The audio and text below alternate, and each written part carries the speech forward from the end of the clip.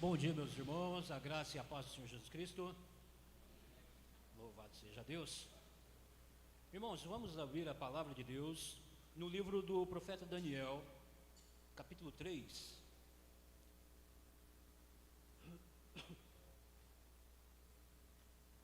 Livro do profeta Daniel, capítulo 3. Nós faremos a leitura do capítulo todo.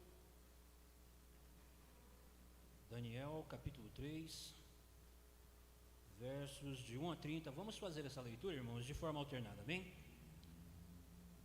Traz a perícope o título: Livrados os companheiros de Daniel da fornalha de fogo.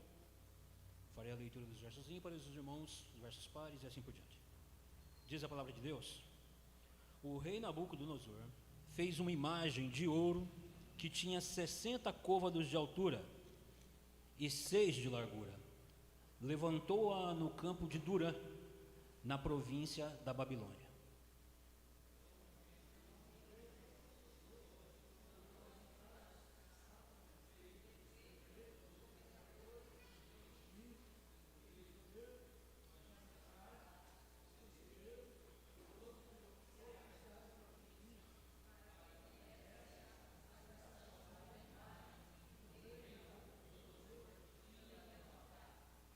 Então se ajuntaram os sátrapas, os prefeitos, os governadores, os juízes, os tesoureiros, os magistrados, os conselheiros e todos os oficiais da província para a consagração da imagem que o rei Nabucodonosor tinha levantado. E estavam em pé diante da imagem que Nabucodonosor tinha levantado.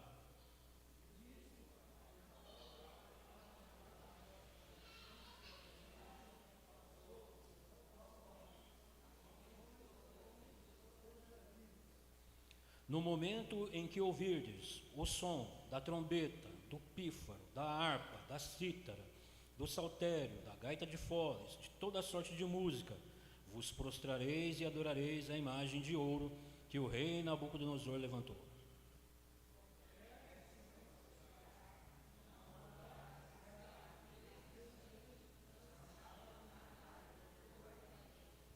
Portanto, quando todos os povos ouviram o som da trombeta, do pífaro, da harpa, da cítara, do saltério e de toda sorte de música, se prostraram os povos, nações e homens de todas as línguas e adoraram a imagem de ouro que o rei Nabucodonosor tinha levantado.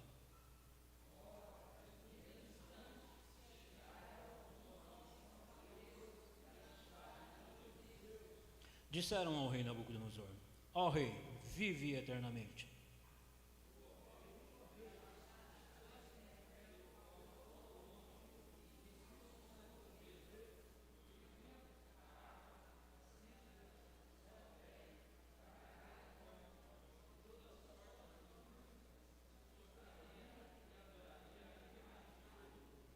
E qualquer que não se prostrasse e não adorasse, seria lançado na fornalha de fogo ardente.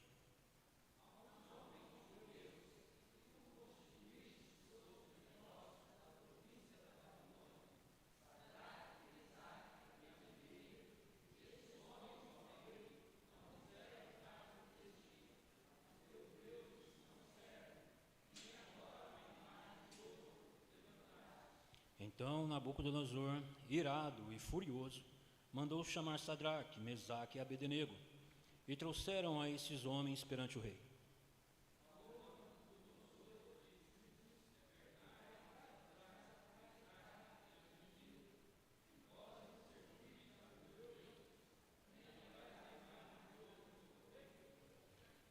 Agora, pois, estáis dispostos, e quando ouvirdes o som da trombeta, do pífaro, da cítara, da harpa, do saltério, da gaita de foles, prostrai-vos e adorai a imagem que fiz.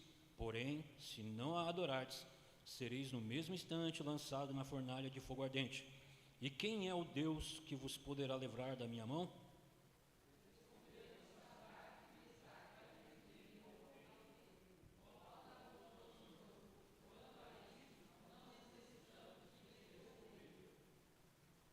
Se o nosso Deus, a quem servimos, quiser livrar-nos, Ele nos livrará da fornalha de fogo ardente e das suas mãos, ó Rei.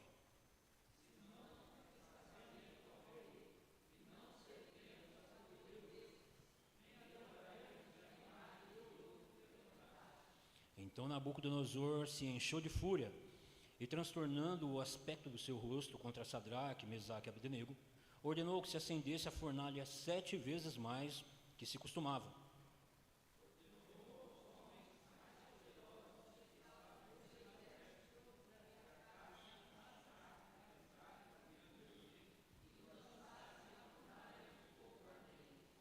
Então, estes homens foram atados com seus mantos, suas túnicas, chapéus e suas outras roupas, e foram lançados na fornalha sobremaneira acesa.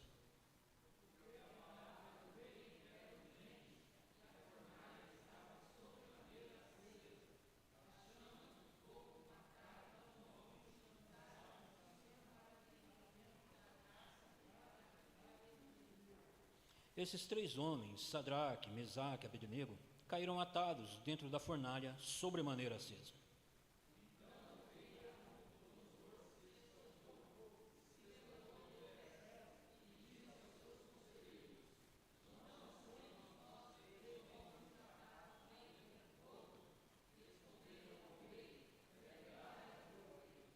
Tomou ele e disse: Eu, porém, vejo 4 homens soltos que andam passeando dentro do fogo, sem nenhum dano, e o aspecto do quarto é semelhante a um filho dos deuses.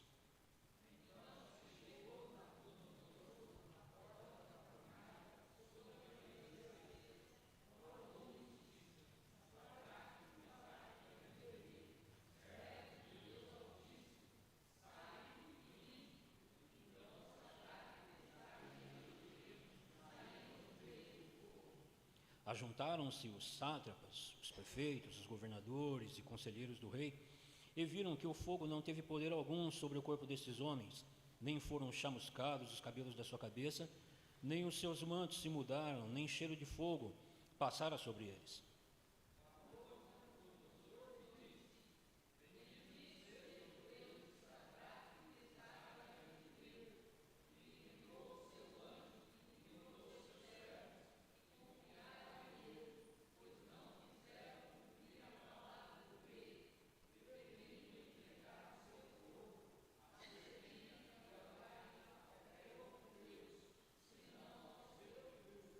Portanto, faça um decreto pelo qual todo povo, nação e língua que disser blasfêmia contra o Deus de Sadraque, Mesaque e Abdenego seja despedaçado e as suas casas seja feito em monturo, porque não há outro Deus que possa livrar como este.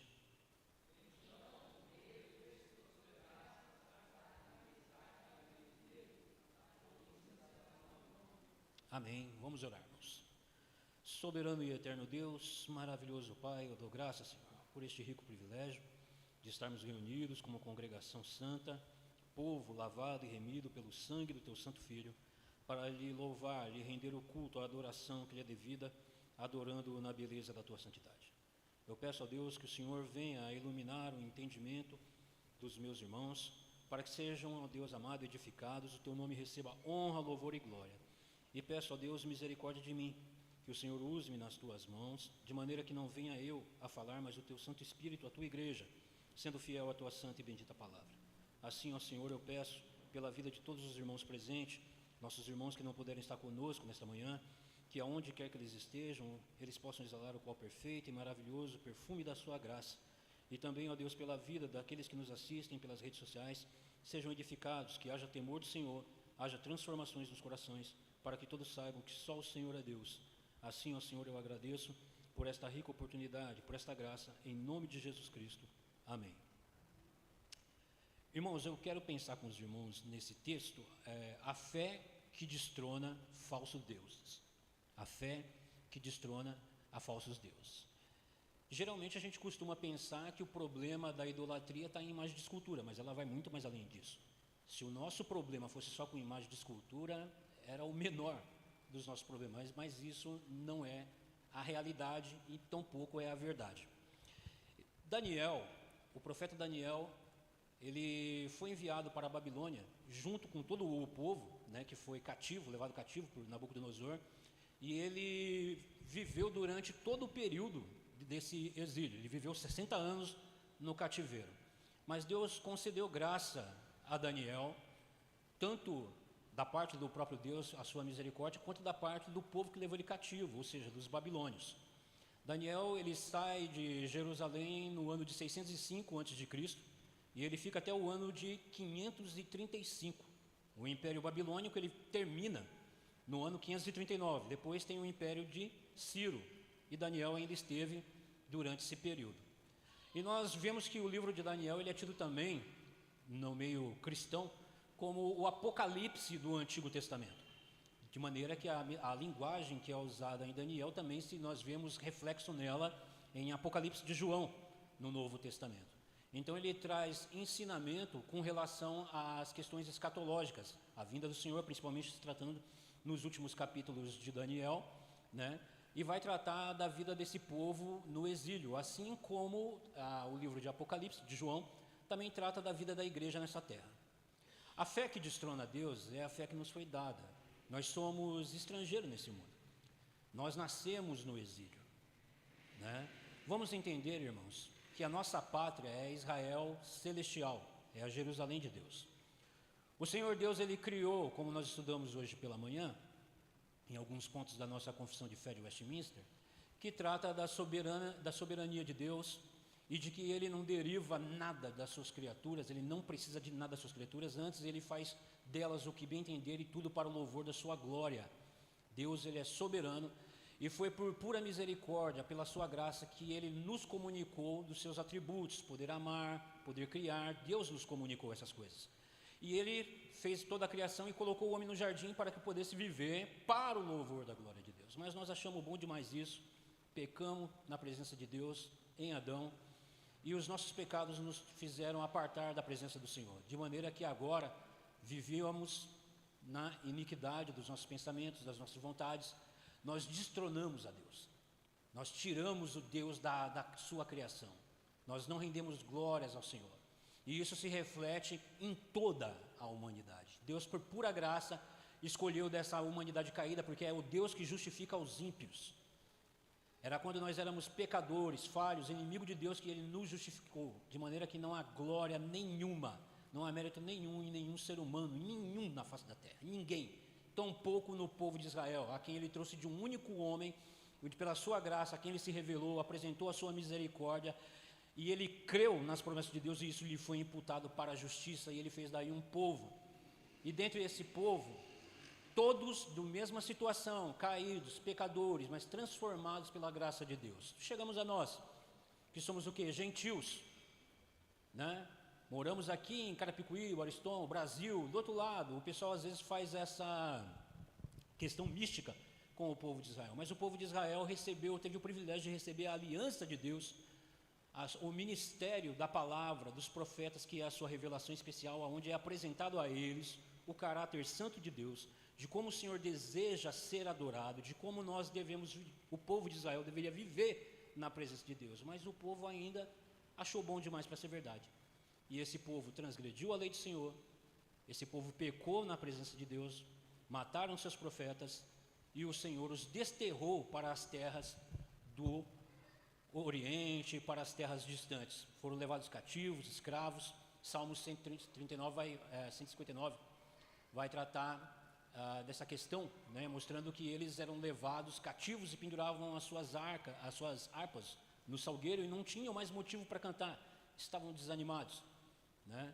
Esse povo era levado escravo. Segundo alguns estudiosos, não foi fácil a caminhada desse povo para lá. Eles eram levados por correntes, com argolas que atravessavam o nariz, as pernas, e eram levados de corrente.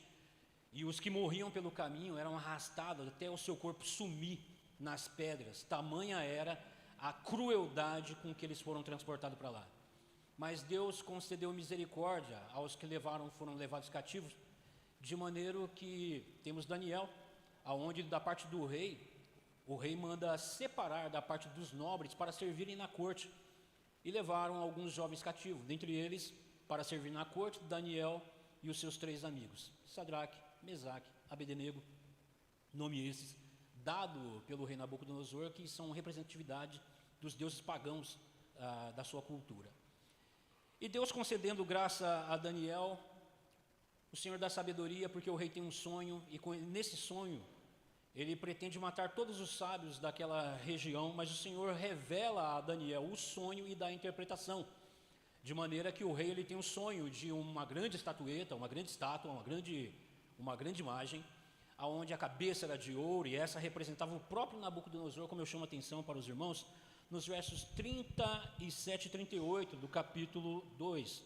Quero ler com os irmãos, que diz: Tu, ó rei de reis, tu, ó rei de reis, a quem Deus do céu conferiu o reino, o poder, a força e a glória, e cujas mãos foram entregues os filhos dos homens, onde quer que eles habitem, e os animais do campo, as aves do céu, para que dominasse sobre todos eles. Tu é a cabeça de ouro. Então Daniel traz o sonho, porque ele não lembrava do sonho, ele queria que os magos lembrassem a ele o sonho e a interpretação, algo impossível para os homens. Mas Daniel recorreu ao Senhor, convocou os seus amigos e eles se humilharam na presença de Deus, e o Senhor deu a Daniel o conhecimento do sonho, a sua interpretação, e traz ao rei. E qual é a reação do rei com relação a isso? O rei engrandece a Daniel, o rei louva ao Deus de Daniel, e ele louva ao Deus de Daniel na sua mente pagã, a sua mente totalmente perdida no mundo, porque está preso assim como nós estávamos no pecado. Qual era a noção que tinha de Deus? Nenhuma. Deus para nós era o que nós fazíamos com a força do nosso braço, senão quando ainda na nossa nulidade adorávamos a imagens de escultura, a própria criatura, então Nabucodonosor ainda não tem o conhecimento salvífico a respeito do Deus único e verdadeiro, o Deus soberano, Criador de todas as coisas, a quem devemos a honra, o louvor e a glória. E ele premia a Daniel, colocando a Daniel para servir no seu palácio, e a pedido de Daniel ele dá cargos a esses amigos de Daniel, que é o que nós vemos no verso 49 do capítulo 2, que diz assim, a pedido de Daniel, constituiu o rei a Sadraque, Mesaque e Abednego sobre os negócios da província da Babilônia. Daniel, porém, permaneceu no reino.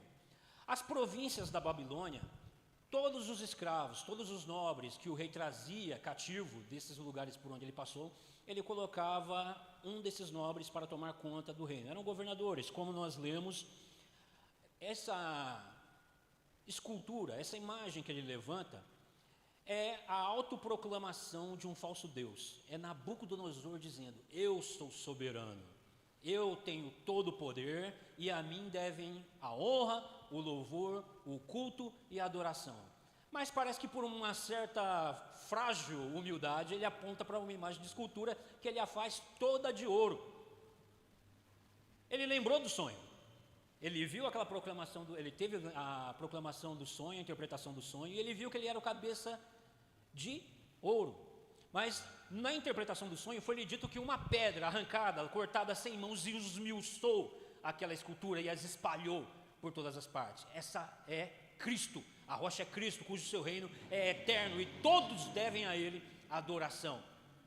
Na mente confusa, na mente pagã de Nabucodonosor, ele disse: pois então, agora eu levantarei a imagem toda de ouro para não ser esmiuçada. E ele ainda reafirma a sua soberania, o seu poder, a sua divindade.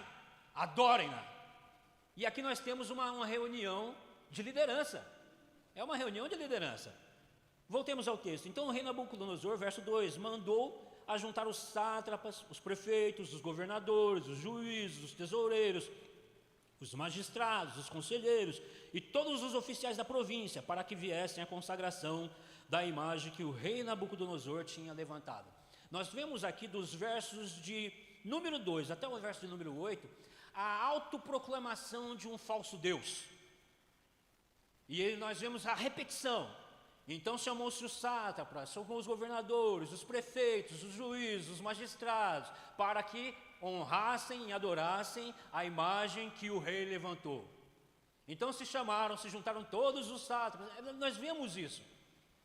É como se Deus estivesse mostrando a infelicidade, a mediocridade do homem sem o conhecimento, a nulidade do homem sem o conhecimento do Deus Altíssimo. Se você não conhece ao Deus único e verdadeiro, você irá adorar tudo menos ao Deus verdadeiro, e você se torna um iníquo. Iniquidade é para com Deus, é destronar o Senhor da glória, é não lhe render o culto que lhe é devido.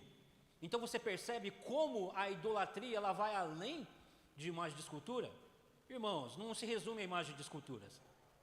Aqui nós vemos o rei levantando isso e trazendo todos aqueles que estão debaixo da sua liderança, do seu poder, que tomavam conta das demais províncias, para que isso fosse proclamado em toda a província e adorassem. E nós vemos logo adiante a ira desse Deus falso. Nós vemos aqui a denúncia, porque alguns homens, alguns judeus, que inclusive vindo desses povos que foram cativos, que foram colocados sob liderança por esse rei, não se dobraram à adoração a esse falso Deus. Dos versos de 9 até o verso 15, nós temos a denúncia e a ira desse falso Deus. Versos 16, 17 e 18, nós temos a fé que destrona falsos deuses. A fé que não faz questão de nada, como, e aqui eu quero trazer lembrado, as pregações que os irmãos ouviram do presbítero Young e do irmão Mauro, com relação à plenitude de vida que há em Cristo Jesus, a alegria em toda e qualquer circunstância, aonde você não faz questão de cargo, não faz questão da sua própria vida, contanto que você tenha a alegria da salvação e de uma vida na presença de Deus. Depois nós temos então a ira desse falso Deus. A ira de Deus, irmãos, se revela dos céus contra toda a iniquidade, contra todo o pecado dos homens, que deturpam a verdade pela mentira, que faz do seu próprio braço Deus e se curva diante de toda e qualquer árvore frondosa, que busca satisfazer o seu próprio ego, o seu próprio coração e não adora o Senhor. Então você vai ficar muito brabo quando o seu brinquedo é quebrado. Você vai ficar muito brabo quando a sua falsa fé, a sua idolatria, ela é destronada. Isso vai levar você a ranger os dentes e até mesmo derramar sangue do seu irmão, que é feito à semelhança de Deus, assim como você foi, mas que pela queda nos tornamos totalmente inúteis diante de Deus. Diante de Deus. E nós vemos nos versos de 16, 17 e 18, os nossos irmãos, Sadraque, Mesaque e Abednego, colocando a sua fé, mostrando a sua fé, que foi a pedra, a rocha, foi Cristo, demolindo de vez e envergonhando essa falsa soberania desse Deus. Ele foi humilhado, ele foi destronado, ele foi jogado na terra, e isso em público, na presença de todas as lideranças, de todos os povos que ele havia conquistado. Isso não pode ficar assim.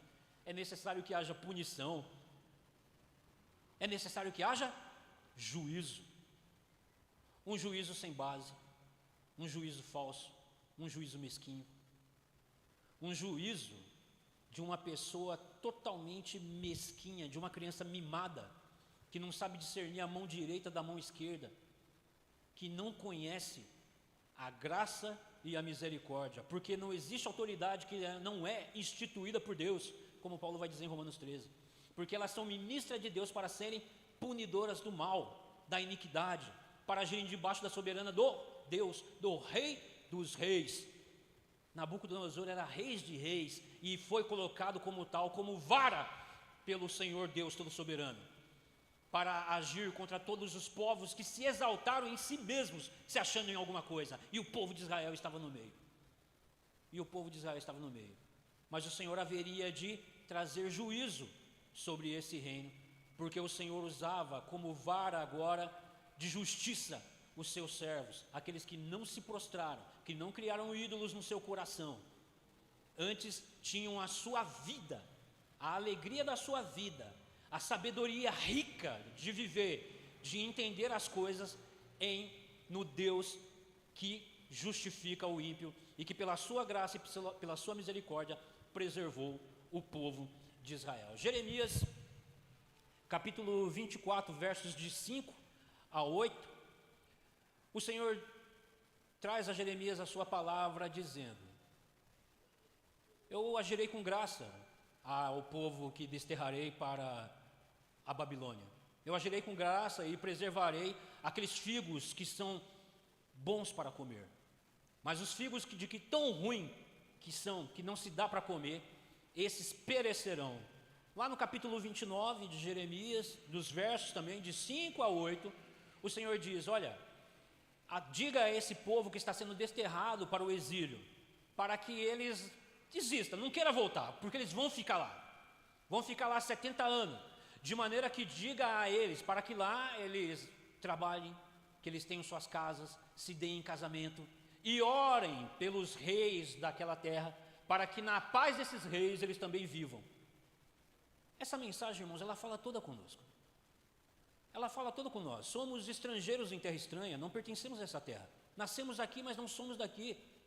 Fomos transportados das trevas para o reino de Cristo Jesus, do nosso Senhor. Mas aqui, irmãos, nesse mundo, nós temos nossas vidas, crescemos, trabalhamos, estudamos, criamos família. Fomos alcançados pela graça de Deus, mas a gente ainda não entendeu que aqui a gente é passageiro. E muitas das vezes a gente está achando que o paraíso é aqui mesmo e que está muito bem, obrigado, e que, olha, eu não quero mais saber do céu, não. E o Senhor vai quebrar esse ídolo do seu coração. O Senhor vai quebrar o ídolo de cada ídolo que há no coração de cada um de nós. Vimos aqui, irmãos, que esses homens foram colocados como líderes nos lugares onde eles foram desterrados pelo rei Nabucodonosor, nessas províncias. E quando esses homens se curvaram diante dessa preparação do rei, ao ouvir o som do saltério, da harpa, irmão, isso é uma acomodação, é cozinhar o sapo em fogo brando. Todos nós estamos sendo cozinhados dessa maneira. Eu trago aqui o simbolismo que, ao ouvir o som das ideologias, dos pensamentos desse mundo, você vai se dobrando, você vai se curvando. Por isso essa repetição dessa sinfônica do império, essa sinfônica do rei. Era necessário que se ouvisse essa sinfônica, esses instrumentos, e ao ouvir o som dessa sinfônica, eles se curvassem para adorar o Estado, eles se curvassem para adorar o rei, o presidente, eles se curvassem para adorar o governador. Você percebe como isso é muito atual? As ideologias cozinhando as crianças, os adultos, a gente começa a aceitar, não achar isso tão mal assim. Inclusive poderíamos até dizer, né, por que Sadraque, Mesaque e Abednego não se curvaram de joelhos ali na presença do rei, mas estavam em pé no seu coração? Não. É por muitos de nós fazerem assim, como está do jeito que está. Nós somos colocados como luz no mundo e sal na terra. Mas nós nos deixamos entrar na valsa, na sinfonia que está sendo tocada por um falso Deus, por um falso ídolo, e nós estamos levantando ídolos nos nossos corações, porque todos essa liderança que se curvaram, exceto esses homens, eles se curvaram não foi por causa da imagem de escultura, não foi por causa daquilo não, foi por causa que o quê? Eles tinham cargos, muitos estavam muito felizes com os cargos que conseguiram. Não, eu tenho uma vida boa. Muitos deles matavam para preservar, de maneira que nós vemos a inveja contra o servo de Deus, a Daniel. Por quê? A Daniel, Deus tinha dado sabedoria. Irmãos, os atributos de Deus que nos foram comunicados, sabedoria procede do Senhor. A sabedoria do mundo é nulidade, é loucura. É ser uma pessoa totalmente nula, é pior que um animal. Hoje de manhã na escola dominical nós estávamos falando que em momento nenhum o Senhor nos chama de animais racionais, mas a Escritura vai nos comparar a animais por causa da nossa iniquidade, do nosso pecado. Eu gosto de trazer lembrado o Salmo 32, não seja como a mula, como o cavalo que precisa de freio e cabrestos, de outra sorte não te obedecem. Não seja como eles.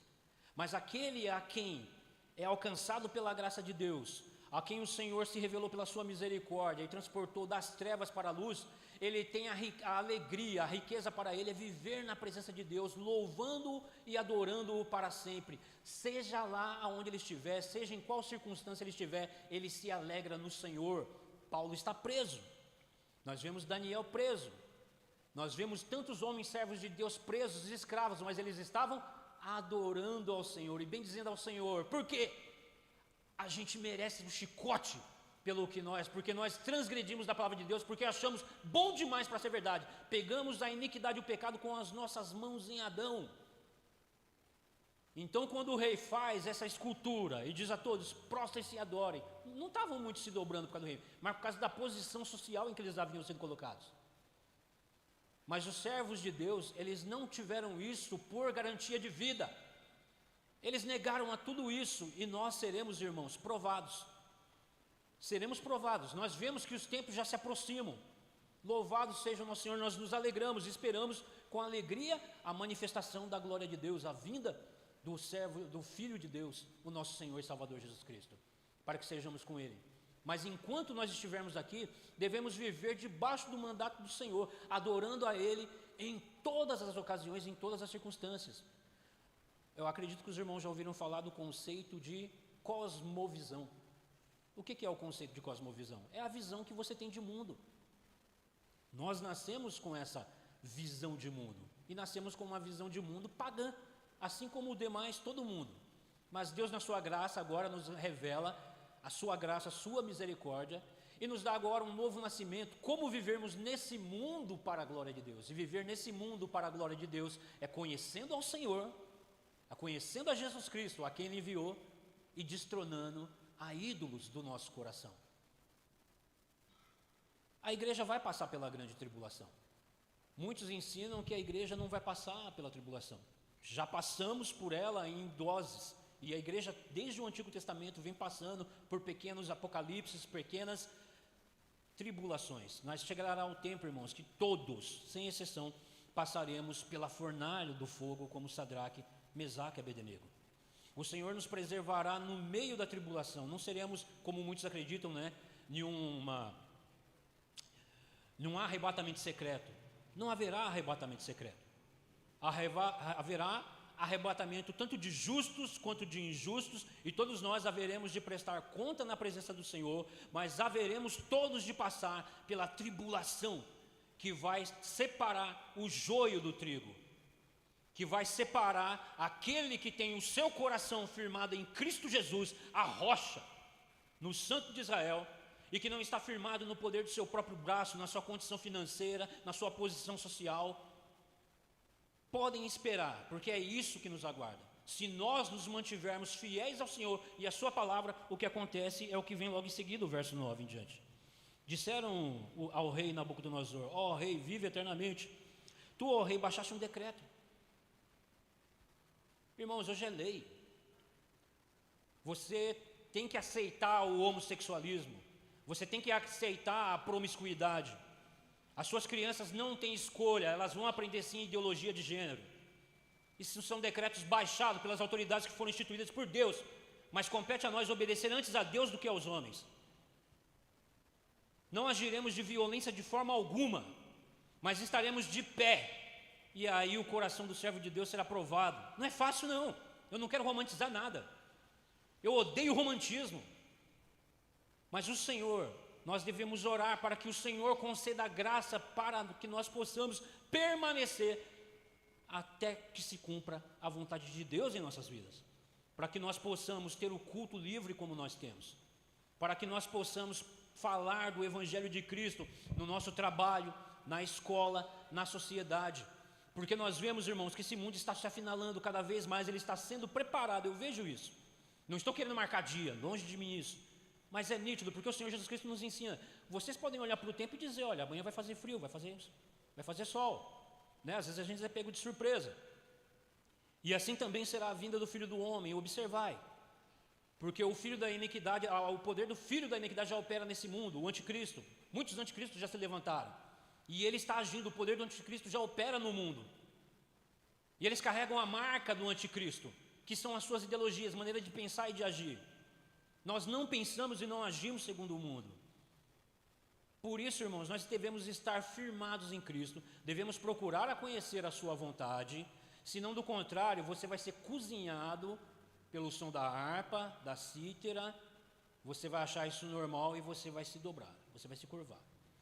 E você vai ser cozinhado de tal maneira que você vai dizer: não, mas eu ajoelhei apenas visivelmente, no meu coração estou de pé. Isso não vai funcionar, porque a fornalha vai provar. A fornalha vai provar eu e você. Mas o Senhor está conosco, essa é a promessa do Senhor. Eu estarei convosco até a consumação dos séculos, não vos deixarei só, vos trarei lembrados de todas as promessas. Justificados, pois, pela fé, temos paz com Deus, até mesmo no meio das tribulações, porque o Espírito Santo de Deus, que em nós habita, nos leva à adoração, a louvar a Deus e não termos as nossas vidas como um fim em si mesmo. Para isso, irmãos, é necessário que nós destronemos todo e qualquer ídolo levantado no nosso coração. E infelizmente nós temos, irmãos, nós temos muito apego a uma condição financeira, temos muito apego à nossa questão de saúde, claro, né? Nós temos muito apego com isso. Nós temos muitos apego a uma questão social, posição eclesiástica. Nós temos ídolos, irmãos, somos idólatras, o nosso coração é uma fábrica de ídolo. Se resumisse, como foi dito, a uma imagem de escultura, era o menor dos nossos problemas. Mas então esses homens, eles são denunciados ao rei. E qual é a reação do rei? Ira. O que se espera de um Deus quando se transgride a vontade de Deus? Ira. Mas a ira de Deus não é mesquinha, a ira de Deus é santa, de maneira que Ele não deixou impune os nossos pecados, Ele os puniu na pessoa bendita do Teu Santo Filho, para nos fazer o quê? Justiça de Deus, para nos assentar nas regiões celestiais em Cristo, para que nele e por Ele pudéssemos ter a alegria de viver eternamente na presença do Senhor, louvando e adorando o Senhor em todas as coisas. Esses homens, com humildade, foram para suas posições dadas por Deus, o Deus único e verdadeiro, para onde eles foram, para que neles fosse proclamada a vontade de Deus, a verdade do Deus único e verdadeiro, de maneira que esses homens, tudo em que eles colocavam a mão era para a glória de Deus e havia paz aonde eles estavam. Olha para Josué, olha para Daniel, olha para Sadraque, Mesaque e Abednego, o povo onde esses homens lideravam, porque lideravam debaixo da justiça de Deus, do Rei dos Reis. Não é Rei de Reis, é Rei dos Reis, Senhor dos Senhores, a quem devemos o culto, o louvor e adoração de fato e de verdade, fazendo tudo para o louvor da sua glória, a quem os nossos irmãos respondem à ira mesquinha desse rei, que foi humilhado publicamente, o Deus que foi humilhado, que caiu da sua casinha, que teve o seu trono derrubado. Eles respondem como? Versos 16: responderam Sadraque, Mesaque e Abednego a Nabucodonosor, quanto a isso não necessitamos te responder, não precisamos de defesa, a gente não precisa se defender, a gente não precisa de nenhum outro advogado senão o nosso Deus, não precisamos nos curvar na tua presença, não precisamos te responder. Verso 17: se o nosso Deus, a quem servimos, quer livrar-nos, Ele nos livrará da fornalha do fogo ardente e das tuas mãos, ó rei. Se não, fica sabendo, ó rei, não serviremos a teus deuses, nem adoraremos a imagem de ouro que levantaste. Nós não vamos te adorar.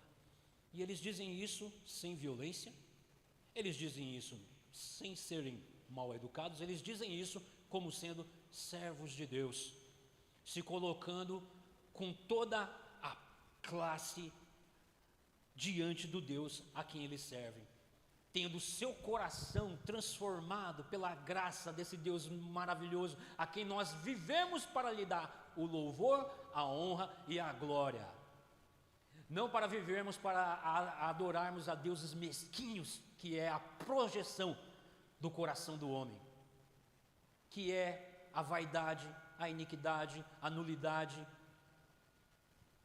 Eles se colocam na presença de isso, destronou, caiu a imagem de escultura, caiu o coração do rei.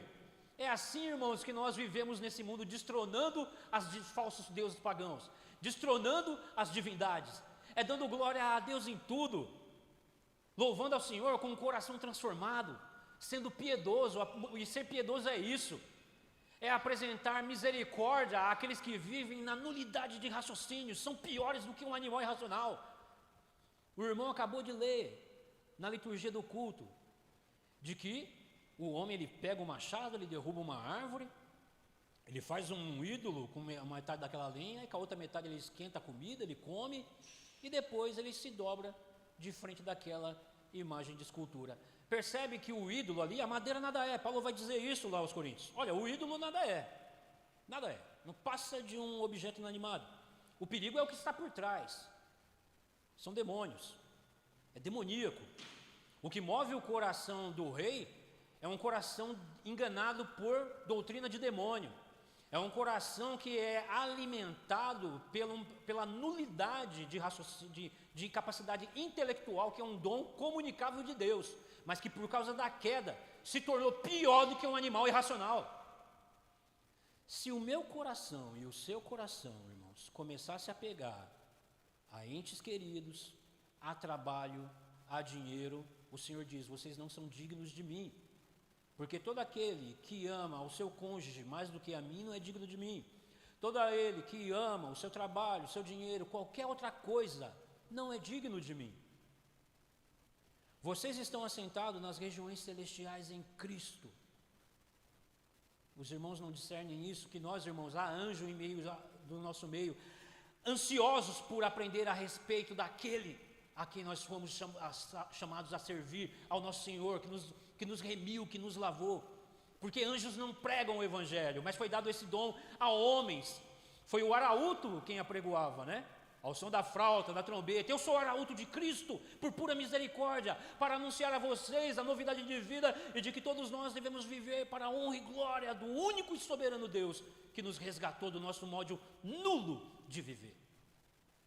O Senhor levantou arautos também, pregadores da palavra, para vos fazer conhecido quem nós éramos e a quem nós servimos, para que nele esteja a nossa alegria e a nossa vida, não tendo por fim em si mesmo a nossa existência, mas porque a único motivo que nós devemos viver é para glorificar a Deus e se alegrarmos nele eternamente. Verso 24: então o rei Nabucodonosor mandou versos 19. Então Nabucodonosor se encheu de fúria e, transtornado o aspecto do seu rosto contra Sadraque, Mesaque e Abednego, ordenou que se acendesse a fornalha 7 vezes mais. 7 vezes mais. Quando o nosso ego é ferido, quando o nosso Deus mesquinho do nosso coração é derrubado, a gente quer matar, a gente quer que aquela pessoa sofra. Nabucodonosor se enfureceu de tal maneira. Irmãos, se nós somos de fato servos de Deus, nós não dobraremos os nossos joelhos diante de deuses falsos. E aí, o que nós devemos esperar para as nossas vidas? É perseguição, irmão. É perseguição no seu trabalho, é perseguição na sua família, é perseguição, quiçá, dentro da própria igreja. Porque não prega agradar a homens, mas prega derrubar todo o ídolo que está em todo o coração, para que levante a único e somente a graça e a soberana vontade de Deus, para que vivamos para o louvor da sua glória. Ah, mas irmão, mas eu tenho filho para cuidar, eu posso perder o emprego.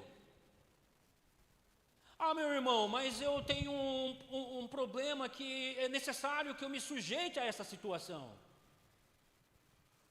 Não é eu que estou falando, eu estou debaixo da mesma situação. Eu também estou nessa terra, também sou exilado junto com vocês. Eu também preciso comer, beber e dormir, mas se for para mim me dobrar diante de falsos ídolos, falsos deuses, esperando aqui vida, né, unicamente nessa terra, por meio de mãos humanas, de jeito nenhum. Antes eu devo fazer o quê? Orar pelos que estão imbuídos de autoridade, como nós lemos lá em Jeremias e Paulo vai dizer em Romanos. Porque eles são ministros de Deus para punir o mal. Se querem receber louvor deles, fazem o bem. O povo de Deus faz o bem que o mundo não faz. O povo de Deus não faz um bem fingido de obras, mas é o bem soberano, a riqueza máxima, que é anunciar o Evangelho. Não com isso que eu esteja querendo dizer aqui que não devemos fazer obras de caridade, façamos, e devemos fazê-las em Cristo e para a glória dele. Mas a obra suprema que nós somos chamados a fazer é dar testemunho de Jesus Cristo, sem o qual não há salvação, sem o qual todas aquelas boas obras, tudo isso é condenação, é lixo. e não há vida sem Ele. Então, meus irmãos, nós devemos nos colocar diante de Deus e adorá-lo com todo o nosso coração, porque seremos perseguidos. Por não nos dobrarmos, a fornalha se acenderá sobremaneira. E é necessário que assim se ocorra. Então, no verso 20, nós vemos: ordenou aos homens mais poderosos que estavam no seu exército que atassem a Sadraque, Mesaque e Abednego e os lançassem na fornalha de fogo. Então esses homens foram atados com seus mantos, suas túnicas, chapéus e suas outras roupas e foram lançados na fornalha sobremaneira acesa, porque a palavra do rei era urgente. Acaba com esses homens, acaba com a igreja na terra, acaba com o povo cristão. É nítido, irmãos, é tão claro quanto a luz do dia. Vocês têm acesso às redes sociais, vocês têm acesso às mídias, e vocês veem o que está acontecendo com os cristãos no mundo inteiro. E você vê as mídias quietas. Eles não se importam. Por quê? Faz parte da obra do reino deste mundo. A igreja confronta esse falso Deus. A igreja confronta esses falsos ídolos. E o mundo acende fornalhas para nos perseguir, para nos desterrar, para nos matar. Acendeu-se a fornalha de maneira que aqueles homens que lançaram Sadraque, Mesaque e Abednego na fornalha, eles foram fulminados só do aproximar-se da fornalha. Eu trabalhei com têmpera de vidro e existe um forno onde se faz para-brisa, né, de carros. Então você vê vidros curvados, né? Como é que se curva aquele vidro? O vidro é levado ali numa forma, e aí a temperatura chega a 900 até 1000 graus Celsius, de acordo com a espessura do vidro, e o vidro vai descendo, tem que ser desligado antes para que ele assente num marque, tamanho calor. E a gente, para saber a temperatura do forno, a gente abria uma janelinha de vidro na lateral do forno e jogava um papel no ar, aquele papel inflamava, pegava fogo, a fornalha, para você ter uma ideia da perseguição que nos espera. Muitos sucumbirão, muitos cairão, mas aqueles que caírem em Cristo, o que o mundo fez foi nos entregar no braço do nosso Senhor, como é o caso, o que o texto mostra. Porque Nabucodonosor se espanta, verso 24. Então o rei Nabucodonosor se espantou, que se levantou depressa e disse aos seus conselheiros: não lançamos nós 3 homens atados dentro do fogo? Responderam ao rei: é verdade, ó rei. 25, tomou ele e disse: porém vejo 4 homens soltos andando, passeando dentro do fogo, sem nenhum dano, e o aspecto é semelhante ao dos filhos dos deuses. Então se chegou Nabucodonosor à porta da fornalha sobremaneira acesa e falou e disse: Sadraque, Mesaque, Abednego, servos do Deus Altíssimo, saí e vinde. Então Sadraque, Mesaque e Abednego saíram do meio do fogo. O falso Deus foi destronado, ele foi humilhado. E a fé daqueles homens foi honrada. A fé daqueles homens foi honrada. O mal não afetou nada neles. Mas, irmãos, nós vamos perecer. Seremos mortos, os nossos corpos serão mutilados, seremos arrastados, mas estaremos nos braços do nosso Rei, do nosso Senhor, até que se cumpra tudo o que foi escrito.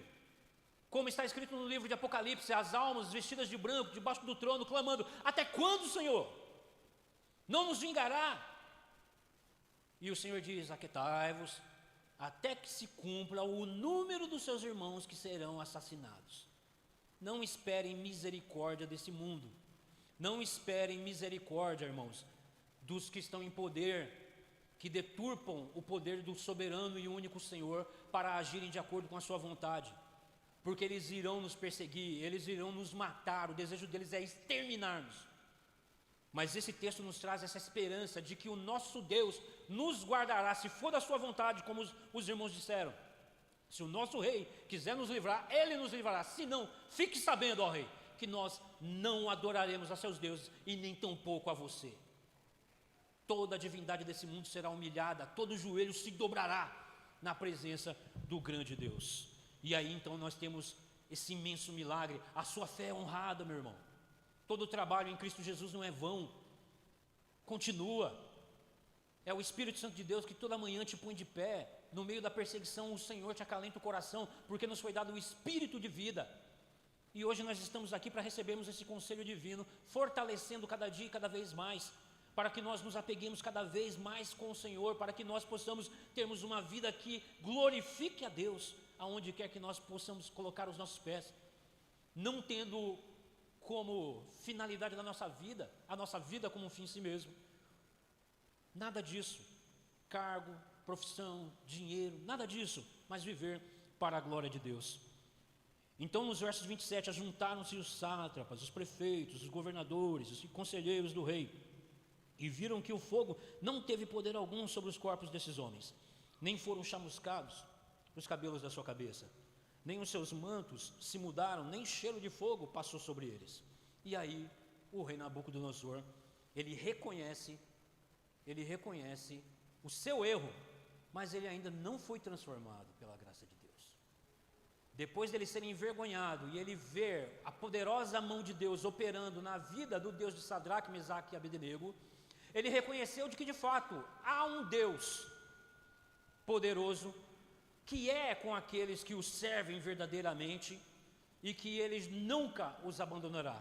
Mas qual é a declaração de Nabucodonosor? Ele diz, falou Nabucodonosor e disse: bendito seja o Deus de Sadraque, Mesaque e Abednego, que enviou o seu anjo e livrou os seus servos que confiaram nele, pois quisera cumprir a palavra do rei, pois não quiseram cumprir a palavra do rei, preferindo entregar o seu corpo a servir e adorar em qualquer outro Deus, senão ao seu Deus.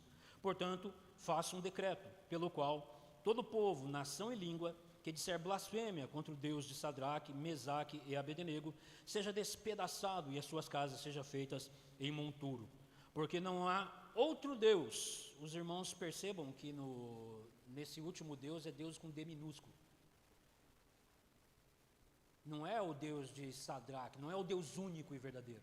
Ele reconhece o Deus de Sadraque, Mesaque e Abednego, mas ele vai dizer que não há outro Deus senão o Deus de Sadraque, Mesaque e Abednego, e ele diz que todas as demais divindades são deuses que não são.